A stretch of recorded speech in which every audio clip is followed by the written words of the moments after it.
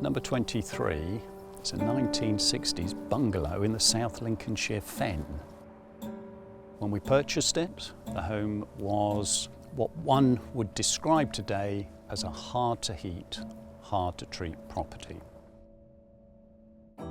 The aspiration was to adapt the property from its reliance on fossil fuels to a fossil fuel-free state. I refer to that as post-hydrocarbon ready. This is where the property begins to adapt to a time when fossil fuels will no longer be as economical to use for both power and heating. Why is it we've got 3 number 23s? It's to assist the postman. Even to this day, I still get phone calls saying, "We can't find you."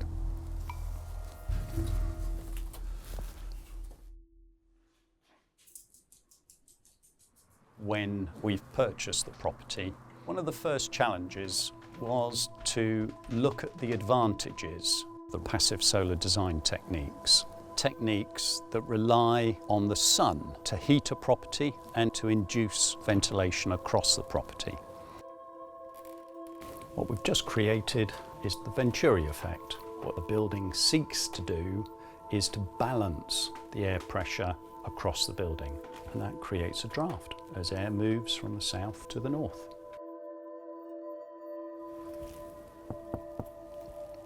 EWI, external wall insulation. There is an uninterrupted layer of insulation running under the floor, up the walls and through the roof.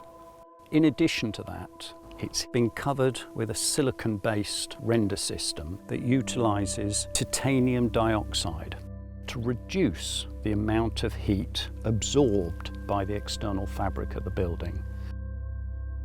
Reducing heat loss has required us to modify the building's fenestration. That's meant increasing the amount of glass on the south and decreasing the amount of glass on the north. The property has triple glazing, replacing the double glazing, reducing the rate of heat loss by 50%. We've also introduced roof-mounted PVs and an energy storage facility in the form of a Tesla Powerwall battery. We've even got rainwater harvesting, which we use for irrigating the garden and cleaning cars. From the onset, number 23 was always intended to be a healthy building, naturally ventilated and no off-gassing. We've tackled the natural ventilation through passive stack vents, cross-ventilation regime, ample trickle vents. The other half of the healthy building is reducing the amount of volatile organic compounds emitted within the living environment. And the way you do that is by specifying cleaner products. What's been the outcome? Because we've been measuring it. We have this in-use monitoring suite. It includes a whole array of indoor air quality measurements. And what we found is that when we compare them to the World Health Organization's benchmarks and thresholds, in every case, those metrics are significantly lower than the healthy thresholds. Unfortunately, this mimosa is suffering, and I think that's entirely down to me. I raised the soil around the trunk. You've insulated it. I have. Number 23 represents a much under-publicised segment of our building stock.